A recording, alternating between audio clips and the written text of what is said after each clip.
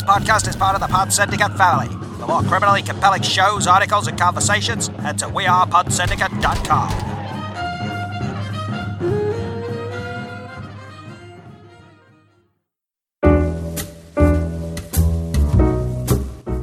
Get the behind-the-scenes information on the breweries and beers you love with What's on Tap's Brewery Sessions. All right, we're on the train going to All In Beer Festival. Choo-choo! All right, and we're very excited about this. It is, what do we say, 7:30 in the morning. Yep. And we are having a beer from Evil Twin called Isn't Brooklyn a Little Sketchy? Why would you live there? It's Evil Twin New York City, even. Yes. And this will be the first time that you're going to a beer festival as a host. Yes, and it'll be my first time at All In Beer Festival ever. I've never been there. It's a double win. Yes, double whammy. Any brewers you're particularly excited about? Proof. So Proof Brewing, All right. I know nothing about them. They seem to be bringing wild imperial stouts aged on like brandy barrels with coconut and stuff. Sounds wonderful. So that combination, I've never heard of them, and they're bringing good stuff. There's a lot of stouts.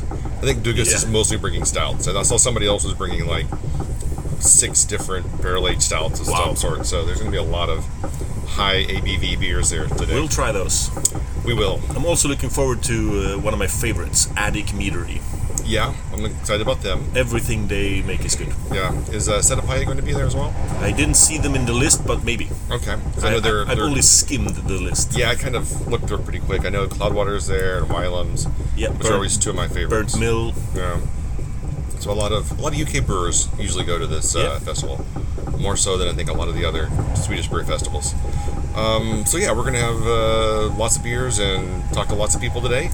Let's hope we track down some really good brewers. All right, and I guess that's all for the intro. And coming up next will be our first interview. Ooh, exciting! I know.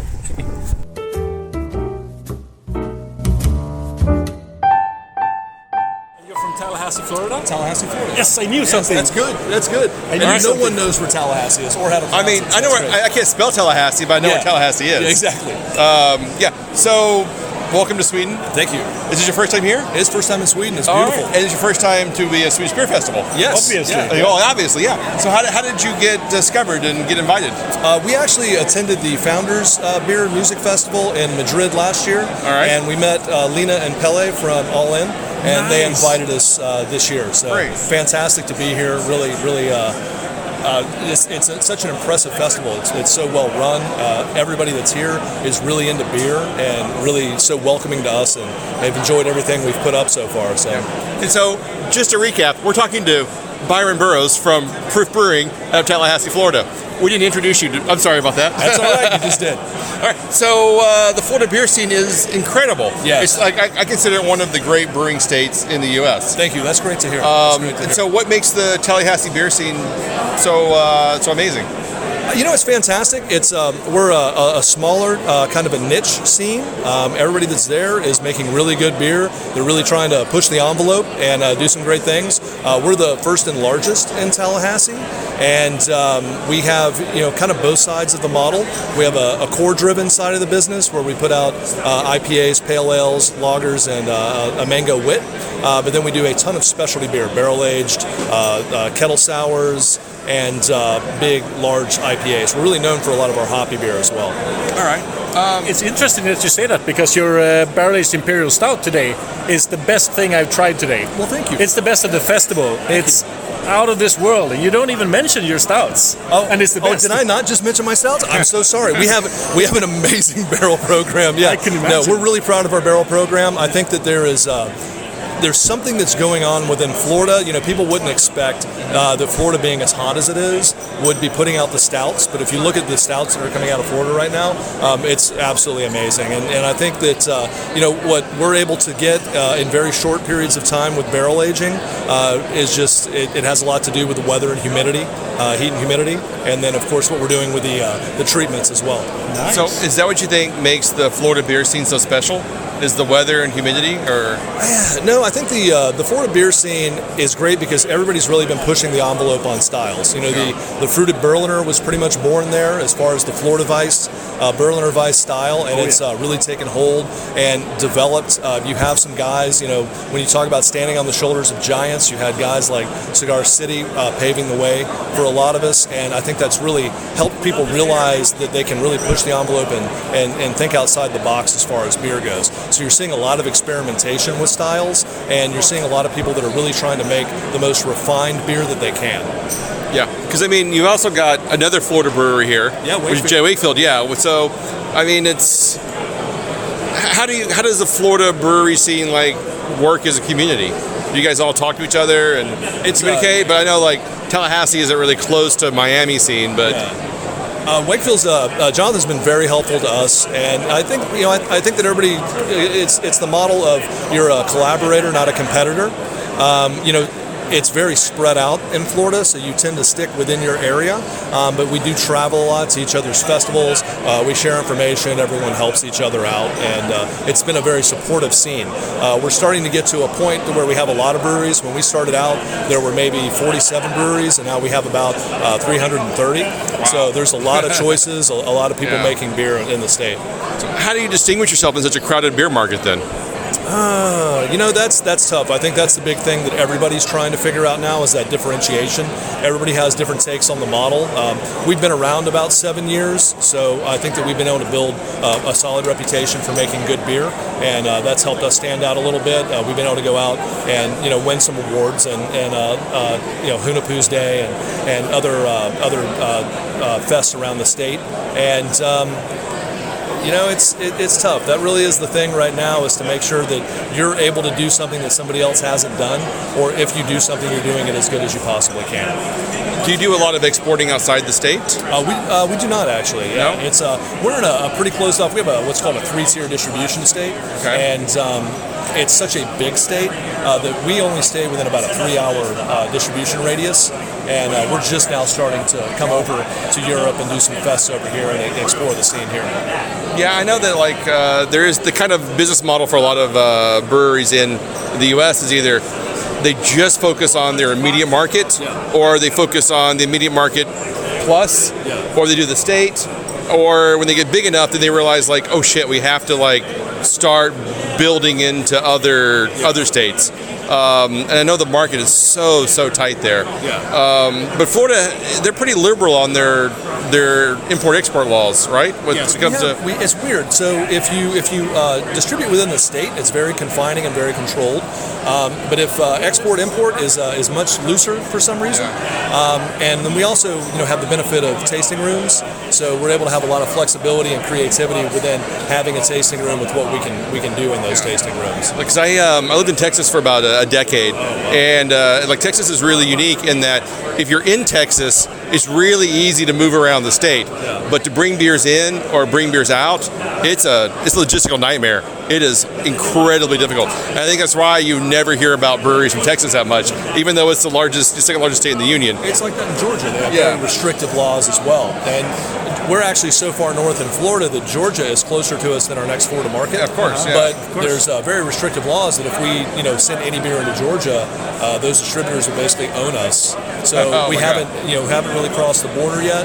And for us, being able to come over to the European festivals is fantastic because you do your day to day and you're in your own little microcosm and you know what people in your region think of you or what Florida does. So to come this far away and have people say that they really like your beer it's really confirming what you're doing. It's a lot of confirmation. Hey, we are doing the right thing here. Yeah, exactly.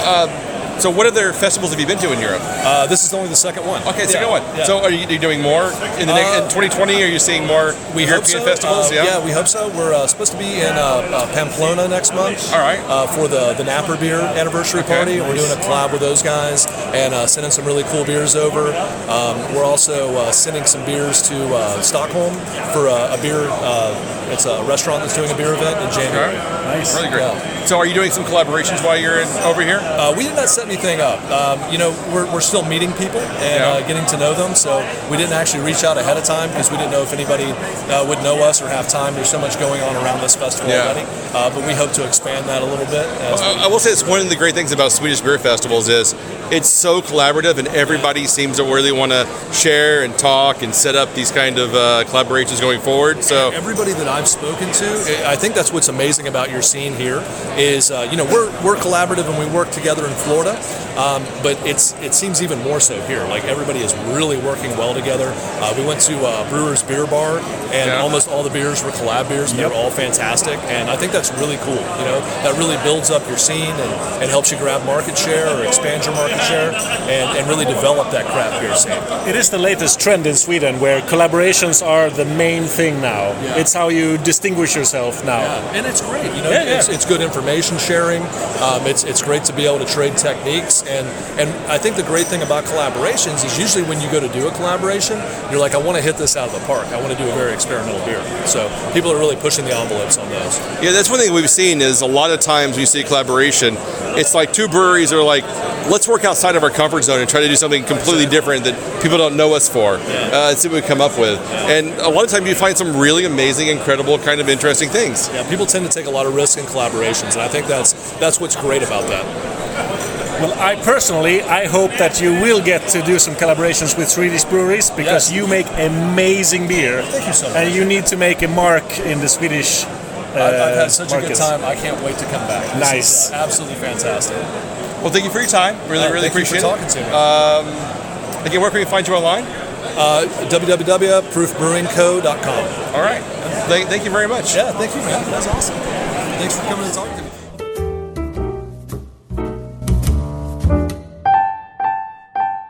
All right, welcome to What's on Tap podcast, and your name is? Fridtjof. From FrauGruber. Yes. And we are huge fans of you guys. We reviewed several of your beers on the show. Yes. And have always been crazy impressed by what you guys have been putting out. So, tell us about FrauGruber. Where'd you come from and what inspires you? FrauGruber is located in Augsburg, in Bavaria, from Germany. The most beers of us are IPAs or double IPAs, fruity beers. We like hops and good beers. But Germany's not known for their fruity IPA beers. Especially Bavaria. Yeah. It's a very traditional area. Sorry. I highly respect you trying to... Yes, that's always difficult, but there is a growing scene in Bavaria too. There are many... the Germans are traditional beer drinkers, like wheat beer and lager and so on, but at the moment it's increasing. So you decided to break out of the Reinheitsgebot and do your own thing. Yes. Yeah. But IPAs are not out of the Reinheitsgebot. Okay. Because there's also just barley malt, hops and yeast and water. Yeah. So. But then how do you go into the double IPAs and the hazy? Does that kind of break that tradition, or is that still in line with Reinheitsgebot? It's still Reinheitsgebot. Is it? It's only when you add like fruits or licorice or chocolate, then you break it. Lactose or something like that. Lactose is not allowed. Yeah. Yes, exactly. So how do you guys come up with your beers? Like what inspires you? You think of something you want to drink and you make it? Is that it? Hard to say for me. I'm just the brewer there, not the owner or brewmaster. I just make that what chef says. So you're like you're doing the sous chef of the place. I'm the worker. So okay. So that's important. Yes. Well, I mean, you're still putting your craft into it, and you're still interpreting what the recipe says. So how are you inspired by those things? I like to see what is possible with beer, not just the normal ones.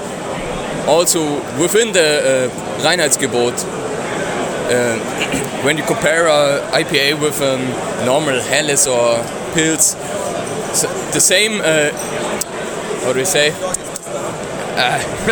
We should let you serve this customer and we can continue asking questions afterwards. Yes. So, what do you think of the festival? I really like it. It's the first time for us. to be here. And good breweries, good beer. Have you had time to walk around and drink something? Yes, a few minutes ago I make lunch and walk around. I like. Really interesting. What is? So what did you bring for today's session? Today I have a double IPA, just topped with New Zealand hops, Motueka and Coatu, and another one on fruit sour with raspberries, cherry, and cranberry. All right. We tried that earlier. It was really good. Yeah, Thank you. Really, really nice. What do you have for this evening? For this evening we have Diamonds in Orbit, another double IPA, Okay. and let me check, a Bavarian Pale Ale called Green's Lord, just topped with Bavarian hops. Okay. That's both sound also That'll be amazing. cool. That'll be cool. Can't wait to try those later tonight. So, I mean, FrauGruber just kind of exploded in the past couple of years, it feels like. Yeah. How does it make you feel, like, to kind of get more of an international acclaim and not just be kind of a local Bavarian brewery? We would say that you're becoming famous in Europe now. Yes. I say. Just relax, it's okay. We know you're not the head brewer, the owner or anything. I'm just there 2 times a month, so. Oh, okay, all right. That's okay. So I'm not into this. But we're very happy for your success at least. Yeah, we're super excited to see you guys here, and we love FrauGruber and what you're doing, and we look forward to seeing more and talking about you more on our show, and hopefully getting more and more people interested in what you guys are doing and get more exposure for you. We really appreciate your time, and thanks for being on the podcast, man. Yeah, thanks.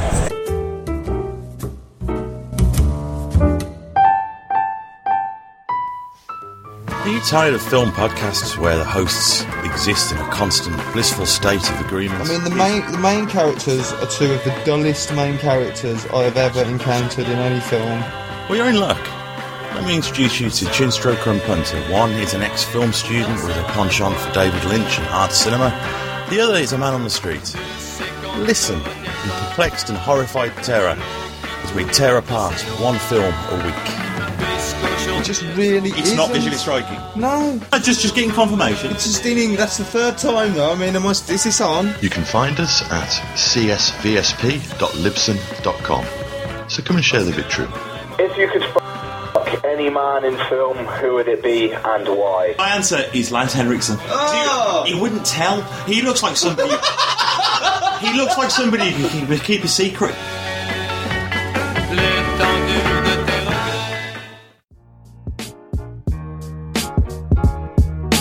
The Mulberry Boys, every Friday night. On the show, you better know they keep it tight. ETL is back and the J-Strom's in the zone. Introduce the co-host, he doesn't do it alone. PCZ is about to hold court. You know he's on the headset, you can hear him snort. Pop culture, movies, TV shows and games. Rotten Tomatoes, reviews, news and Blu-rays. Foggy don't play around, he will bust a drop pass. Welcome to the Entertainment Landfill Podcast, the Jason and Steven Show. It's the Jason and Steven Show. What? The Jason and Steven Show. It's the Jason and Steven Show.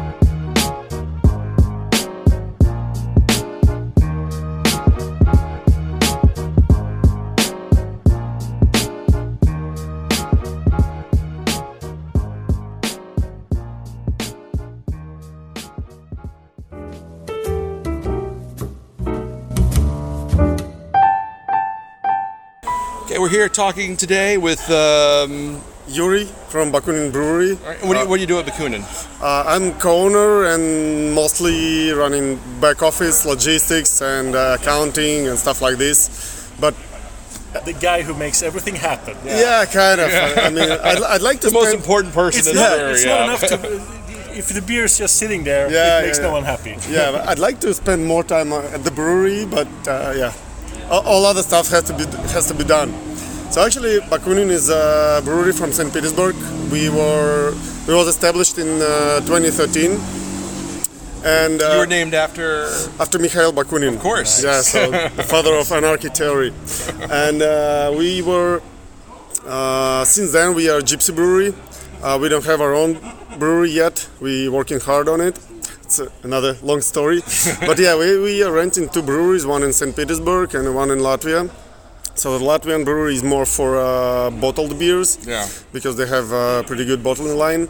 And the Russian one is for kegs, and recently we had a canning line. Yeah. So like for 1 year.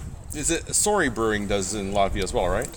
No, they're from Estonia. Estonia, yeah. Well, they're so close together, I get confused. That's offensive in so many ways. I know. It's originally, Story guys are from Finland. Yeah, yes. I know. It's even crazy. So the Russian beer scene has just blown up recently, or at least it's blown up outside of Russia. I don't know. Mostly, I think because actually Russian craft beer scene was evolving for last, I guess, 5 or 7 years, pretty fast, and right now it's pretty much stable. So people looking for new markets. The one who can, to export, because it's a lot of small breweries, but it's not a lot of breweries who can afford to export beer. No. Yeah, so it's mostly like the bigger ones, like Bakunin, AF Brew, Zagovor. Zagovor mostly exporting because they have they're not too big, by production, but they have a bar in Berlin. Protocol. Yeah, and that's why they, from time to time, as I know, they exporting like full truck to Berlin and then selling some in their bar and sending to some closer countries. I'm pretty sure that you've exported to Protocol as well. Not exactly to Protocol. We were taking part in Berlin Beer Week this year. So yeah, we sent few kegs to Berlin. We're not sending a lot to Berlin. We are sending pretty much to Netherlands, France, something to Italy, a little to Sweden. We did from the Latvian facility. Because the Swedish guys told it's pretty expensive by the logistics to export from Russia, so that's why we sent from Latvian facility. So what do you think of a Swedish beer festival? Oh, this one is a really good one. I was looking for this festival for like 5 years since we just began, and it was a big honor for us to be invited this year. I was really surprised to have the email from the hosts. Oh, you definitely deserve to be here. Thank you. You make really good beers, and you're in good company here. I appreciate it. So, are you doing any collaborations while you're in town?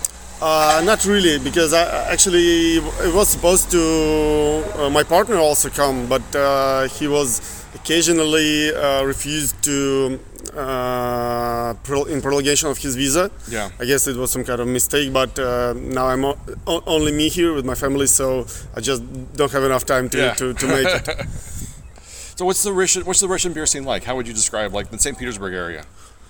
In St. Petersburg, is not too many breweries. It's Bakunin, AF Brew, few more breweries, but St. Petersburg was kind of the one who started this craft beer revolution in Russia. But it's more breweries from Moscow region, and usually from the bigger cities. Russia is not that rich country, so only big cities who can afford to drink craft beer and produce craft beer. So it's more like 5 to 7 cities where you can find good breweries and the beers. So do most people kind of still stick to like the lagers and pilsners and things like that, or is like craft brewing kind of starting to become something that the people are enjoying?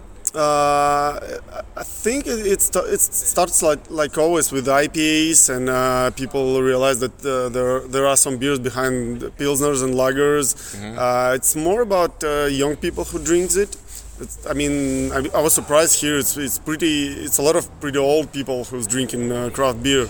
Yeah, it's much more of across the age spectrum. Yeah, you can't find it in Russia. It's more like hipsters and guys like about from 25 to I'd say 35, something like this. So yeah, it's more young people drinking craft beer in Russia.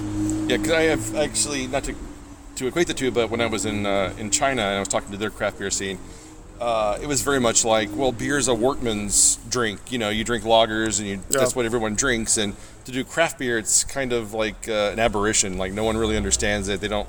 Like, why would I pay more for a beer when I could just drink this lager the same as everything else? But comparing to Europe and US, craft beer is pretty cheap comparing to beer here, but comparing to lagers and pilsners in Russia, it's still pretty expensive. Yeah.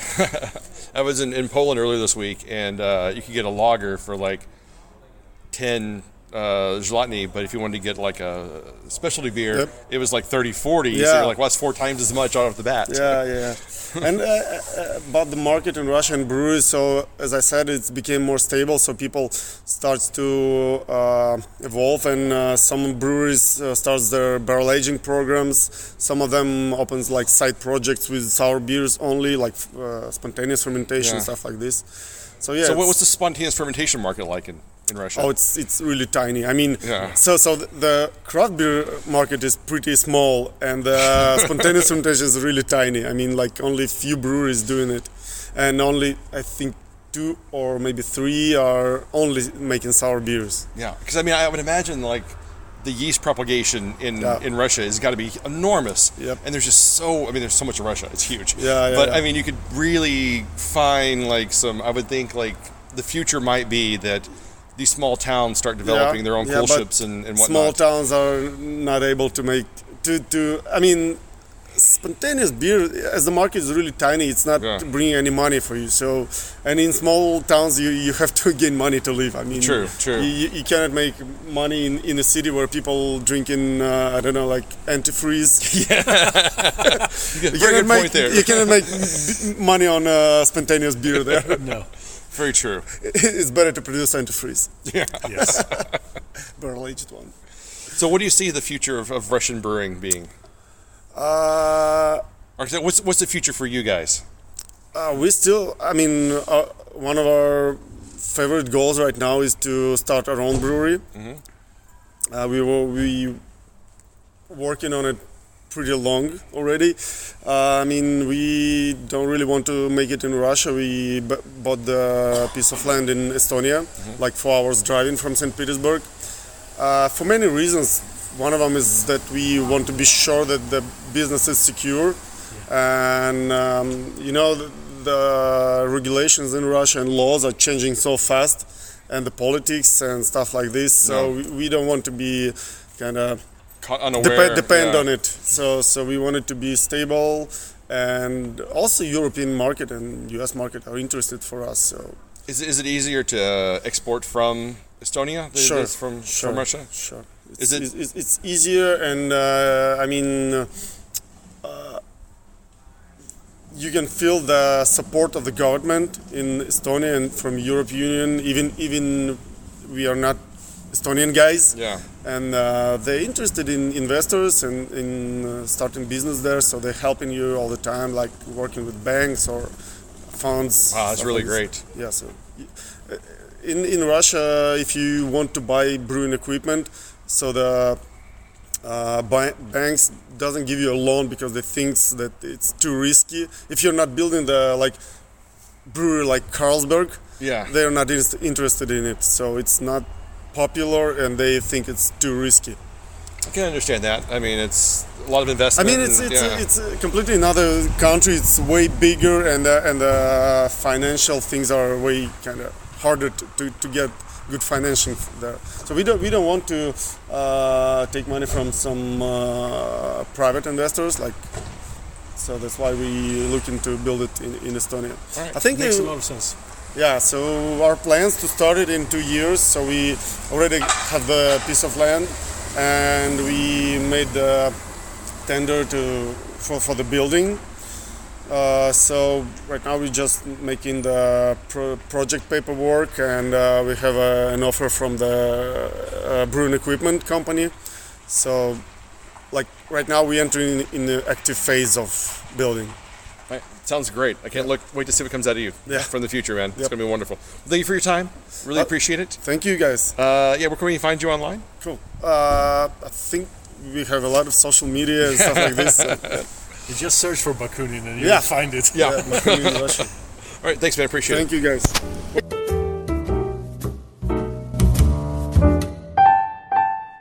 All right, so we're here with Alex of the Attic Meadery. Exactly. And you're the only meadery here. Yeah, that's true. Yeah. Did you just scare off Setapaya? Did you scare off Setapaya? Did you scare them away? Yeah, I guess so. No, I'm guessing it's still a niche product, so I guess there wasn't room for too many meaderies. I think there's always room for meaderies. I agree. Because the meadery landscape has really changed. Mm-hmm. I mean, it's not like these really cloyingly like sweet honey beers. I mean, they're Don't so stand much. here dissing meads in front of the No, mead expert. no. But What I'm saying is the like traditional Viking meads weren't as tasty as the meads. Right. that are made The things that are coming out today are not like. When I try to mead today, I'm kind of like, wow, this is interesting and challenging, and there's a lot of dynamic flavors. It's not just sweet, syrupy like liquor anymore.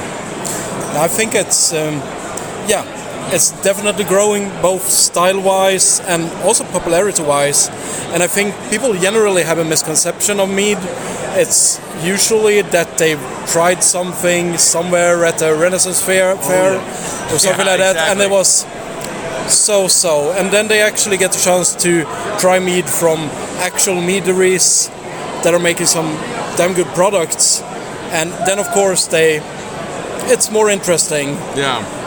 So I'd say mead has sort of a tarnished reputation, but it's growing away from that by all these meaderies coming out there and representing it, especially beer festivals, but also in general at mead events. Yeah, because I mean at NBCC and Brewskival and now here, I mean you're seeing more and more meaderies kind of popping up and coming to beer festivals, and it's not like as they would say in the U.S., the redheaded stepchild of the beer industry, which is like it exists, but no one really talks about them kind of thing. Yeah, you have all these different craft waves that are coming, and they are definitely based in the U.S. to begin with. Just like with craft beer, where American craft breweries took up old, mostly European traditional beer styles, did their own thing, and started the whole craft beer movement that was then exported into Europe back again. It's the same with things like mead and cider. You see all these American producers picking up these different craft beverages and doing their thing with them. And yeah, it's really interesting, and it's starting to pick up back in Europe too.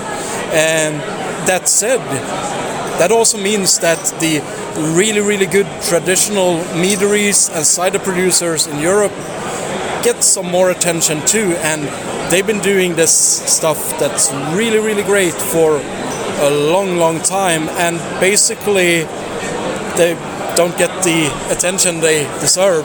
So it's definitely nice to see both these modern style mead or American style meads coming through beer festivals, but also nice to see how these traditional meads are starting to get some attention. So what inspires you when you decide to make a mead? Because I mean, like the two beers you brought today are vastly different. Yeah, basically it's just some, can be like with one of the meads I brought today, I got the opportunity to get some wild blackberries from a friend that he picked himself. Then of course I wanted to make a mead from that, so I'm trying to match a suiting honey and make a mead that highlights the blackberries that he picked. And sometimes it's just a flavor combination that's been playing around in my head that I want to try, and sometimes it's basically, it can be something like listening to a song or watching a movie, and you get inspired in general, and you basically try to make a mead out of that inspiration. So it can be pretty much anything. So you talk about the honey. I mean, that's such an integral part of meadery. Yes. Like, how do you source that?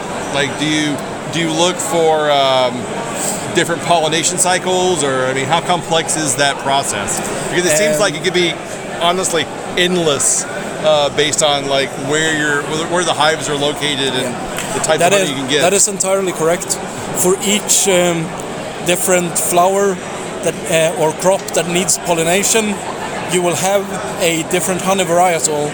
So you can put your beehive somewhere where you only have apple trees, an apple orchard for instance, and during the time when the apple trees flower, you will get apple blossom honey. So I try to work a lot with honey varietals, which would be the name for those monofloral different kinds of honey. And I source most of my honey from Germany, from a company that basically gathers honey from all the EU. I work a lot with orange blossom honey just because I like it a lot in fruit meads, and that is mainly produced in Spain, in Europe. So I also try to work with local Swedish honey whenever I can get it, but here mainly beekeeping is a hobby, so it's rather tricky to find someone that has a steady source of honey production and also has a price that is viable to make mead from, because mead is already a very expensive product, and it's mostly expensive because of the honey. Okay, so you're not just going into like ICA and buying off the shelf, is what you're saying? Well, yeah, possibly. In a pinch. In a home mead making sense, I basically did that. Yeah. So, and at the different stores, you will be able, if you just check the honey selection and you go to a well-sorted store, you will find a lot of different honey varietals that you perhaps didn't really think was there before you were looking for them. So how does it go from being a home meadery to a commercial? That was actually quite accidental. So basically my friends at OO Brewing offered me to come to their brewery because they had the space, and well, I was living in a rather small apartment and it's kind of a mess to make meads in the kitchen. So I was just moving my home mead making stuff to their brewery. But then it's this thing with laws that you actually can't make home brews or home meads or whatever in a brewery. That's not legal at all. So it was actually easier for us to just make the meads commercial. So they're currently sourced under OO and made in their brewery. So that was why they became commercial, basically. It wasn't really a plan, but it happened. Yeah, lucky accidents, yeah. Yeah, and it's of course a lot of fun because I can have this as a hobby. I can basically be a home mead maker that's allowed to sell its mead and bring it to different events like this and just get my meads out there and get the feedback on them. And the feedback has been really good. Yeah, I definitely can't complain about the feedback. It's been really, really good, yeah. I don't know if you care about Untapped ratings and stuff, but you are the highest rated producer in Sweden. It's hard to say not care, because that is of course something I'm aware of, and that is of course, that's amazing. I'm very happy about that. It's well deserved, mind you. It's well deserved. It's also a bit scary. You know, no, not scary. It's a bit ludicrous, really, because I mean, I'm not. There's a lot of different producers on that list of Swedish breweries that I know and that are way better than I am at doing what they do. So I'm very happy that the mead is so well reserved. But yeah, it's mostly just fun. That's what the most important thing is. You're having a good time. Yeah, and you enjoy doing what you're doing. Yeah. If you lose that, maybe the passion will go away. So keep doing what you're doing right now. Yeah, if it makes you happy. That is the actual plan. I have no plans to make this anything else than a hobby project. Well, it's a very. I wish my hobby projects were as good as this. Yes, they're not nearly as good as this. Thank you. All right, well, thank you so much for your time. I appreciate you being on the podcast. No problem. Where can we? Do you have a website or Instagram or anything like that? Sure, everything, almost. I don't have Twitter, which is more of, You don't exist then, obviously. No. So follow on Facebook, Instagram, and there's of course a website that I update sometimes. Sometimes, all right. But if you're interested, I'd recommend Meadery. Facebook or Instagram, the Attic Meadery. All right, wonderful. Thank you very much.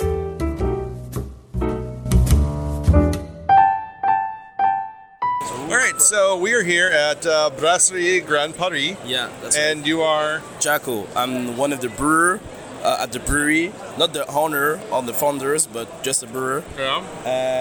It's our first time in Sweden for a festival, actually, but we got some beer pouring in like Uppsala and Stockholm sometimes.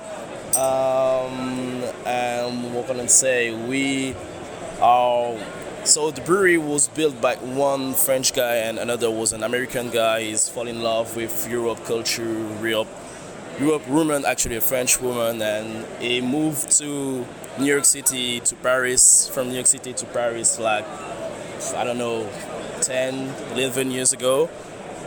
And he started the brewery with the other French guy like it's been 8 years, but it's been only 3 years we have Byron Burroughs in the northern Paris. So basically we're making dry hopped beer, so a lot of IPAs, double dry hop IPAs, New England IPAs, but we're also making sour and imperial stout as well, and also barrel aging. So here today we got like a collab we made with Vocation, which is goze with cucumber and red pepper and a bit of ancho chilies. We tried it earlier and it's one of our favorites for today. Thank you. It's so special in a very positive way. Yeah, thank you very much. The fact is we really loved like cucumber and we really loved like cucumber beers, so it's been like a really, you know, when we tried to make the collaboration with Vocation, this was the beginning of the summer and the spring, as I remember well. And the thing is, we was thinking about something very easily to drink and very refreshing, and happened like this. Well, you nailed it. It's very refreshing and very enjoyable to drink. Thank you. We'll let you pour a little bit while we talk to you. The other one is a New England double dry hop IPA. Okay. So it's like New England IPA, but it's still dry. And we put like 3 different hops in it to have something with a bit of flavor coming out. But I think you didn't taste it. I haven't tried that one yet. No. So maybe we can talk of it after you taste it. Yeah, it sounds good. So we'll pause for a second, let you serve some people, and then we'll get back up. So basically, our philosophy is to have drinkable beer, but also to get flavor and be very, very balanced of each beer we're trying to make. Are there a lot of IPA brewers in France right now? Yeah. The thing is, a lot of people thinking French can make beers, but actually French making some quite good beer, if I can say that. And there is a lot of breweries making like OP things. OP things, really. Well, that's really good. This guy wants a beer.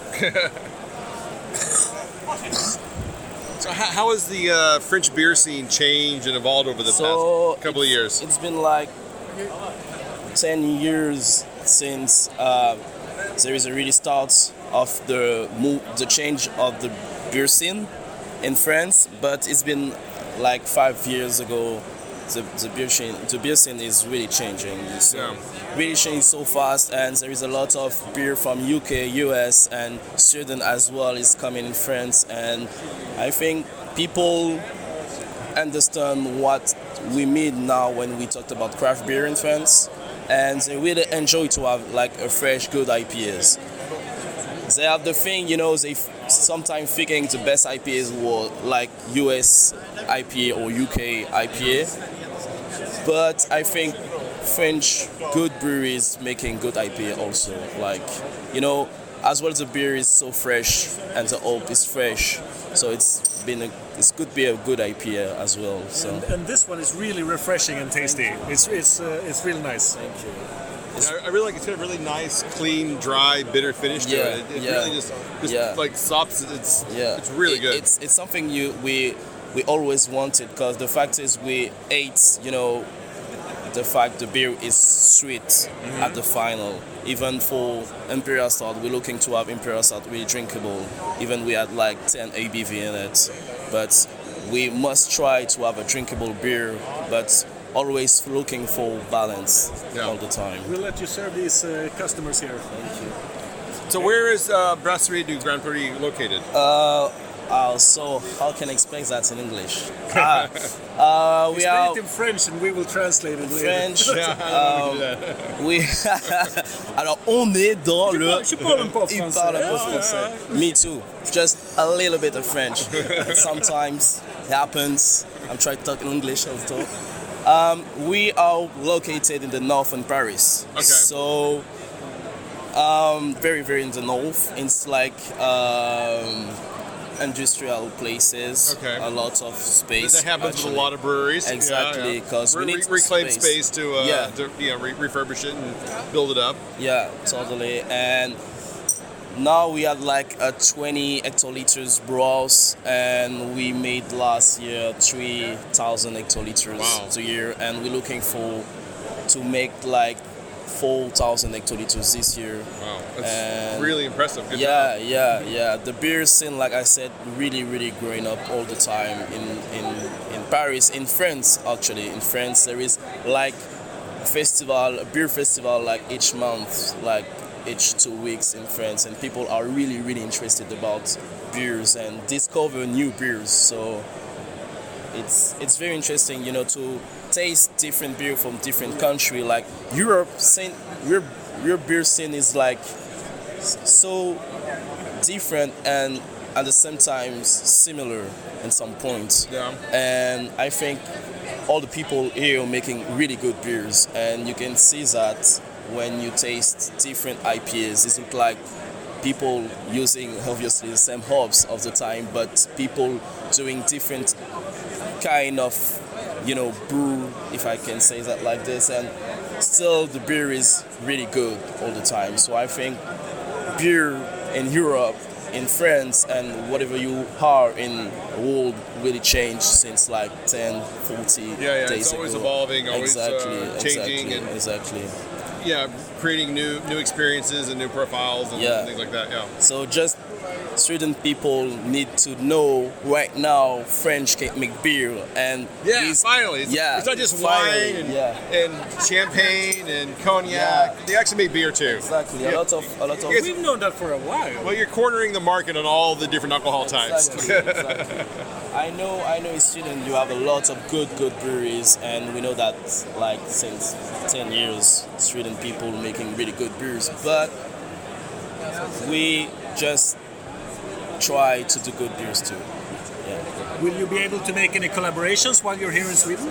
No, because the fact is I come here like to some tap takeovers and the festival, but no, I didn't have time to reach people. But maybe the next time I will come again in Sweden to make some collaboration as well. Definitely hope you do. Yeah. Right. Well, thank you for your time. I really appreciate it. Thank you, guys. Thank you. And where can we find you online? So you can find me on Instagram, Facebook, also I think Twitter. All right. But I'm just the brewer. So we'll just search for Brasserie de Grand Paris. Yeah, just looking for Brasserie de Grand Paris. All right. Well, thank you very much. Thank you for your time.